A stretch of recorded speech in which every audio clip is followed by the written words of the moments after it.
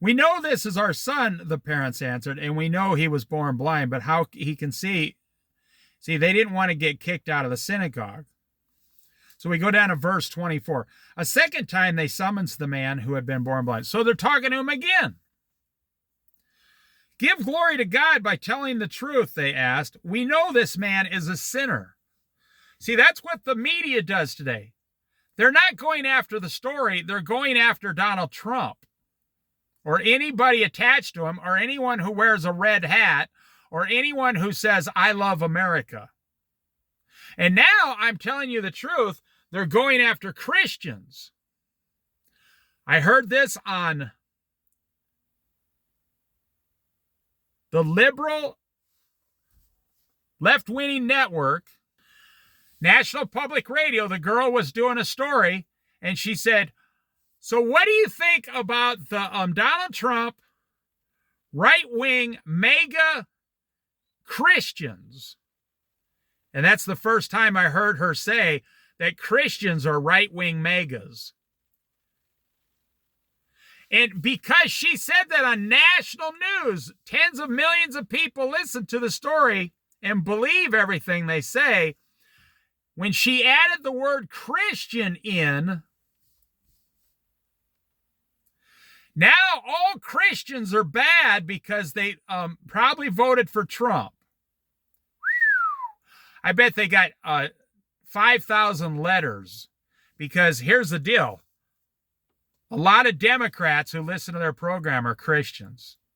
So they're going to write in and say, hey, I'm a Christian.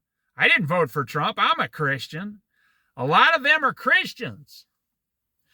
But they're trying to lump it together. Okay, let's go back to the story. We know this Jesus is a sinner. So they're not really trying to get to the truth. They're trying to establish a new, let me say this slowly so you understand it. They're trying to establish a new false truth. We know Jesus isn't from God. Okay. We know Jesus is a sinner. Okay. We know Jesus is not a prophet. Okay. We know Jesus is from the devil. Okay. And then they come along with the law after they establish that and say, and if anyone here disagrees, you're out of the synagogue for good. You'll never get back in the church. And that's how they enforce it. And then you show up to the church and they have 3 or 4 soldiers come and take you out. And if you come back, then they'll start whipping you 40 lashes on your back. So if they kick you out of the church, you got to stay out. So you see how the church is all screwed up with lies.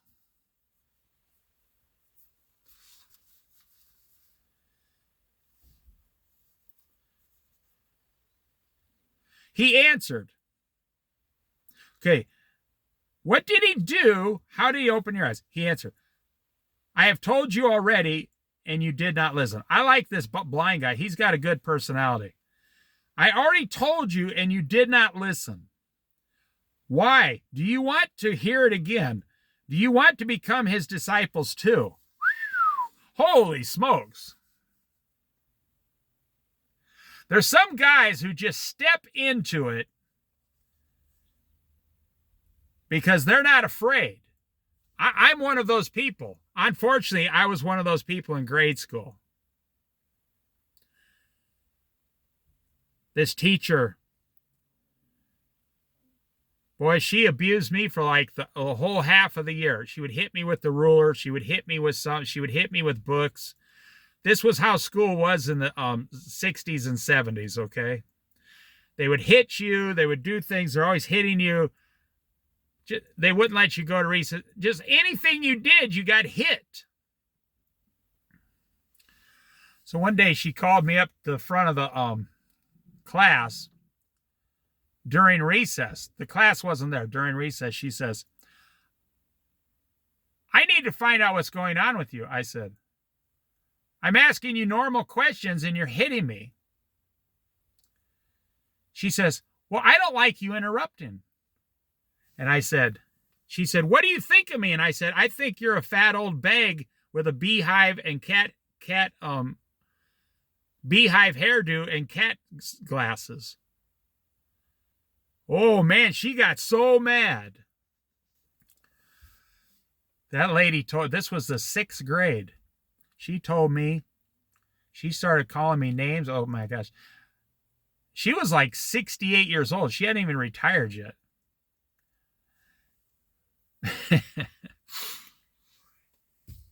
I said, and by the way, there's only a couple months left this year. I've never told my mother that you hit me.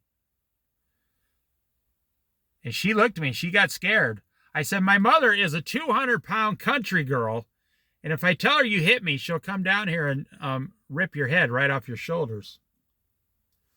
That was the last time that teacher ever hit me. I brought that story up because that's what they're doing to this man. They're about to tell this man, if you tell us that this man healed you, we're going to beat the crap out of you. The man answered, okay. Then they hurled insults at him and said, you are this fellow's disciples. We are disciples of Moses. We know that God spoke to Moses. Well, that's not true. They tried to kill Moses. The people that claimed to follow Moses were always trying to overthrow him and kill him so they could have their sex orgies. Now, that's a fact. Go look it up. They didn't like Moses telling them what to do. They wanted to sin. As far as this fellow, we don't even know where he comes from. The man answered, now that is remarkable. You don't know where he comes from, yet he opened my eyes. We know that God does not listen to sinners.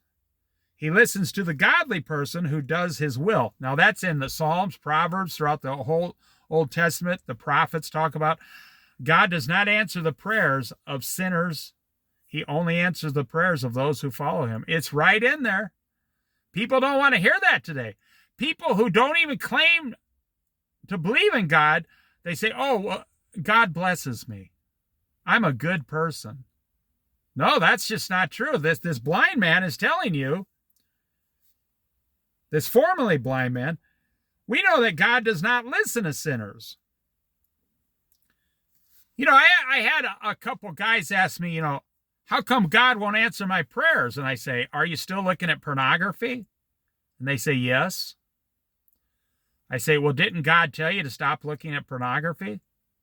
They say, yeah, a while back. And you're still looking at it? They say, yeah. I say, well, why should God give you what you want when you won't give him what he wants? They say, you really think that God won't answer my prayers because I look at pornography? I say, yes, I do. If you were committing adultery, God would stop answering your prayers, and he's a father. He'd have to go into a correction. He'd have to go into a correction mode instead of a giving and blessing mode. Because if you're a bratty little child who sins nonstop, God's going to be forced. You're forcing God to start correcting you. And that usually involves a lot of pain. And God cannot bless you further until you get this thing solved and corrected in your life.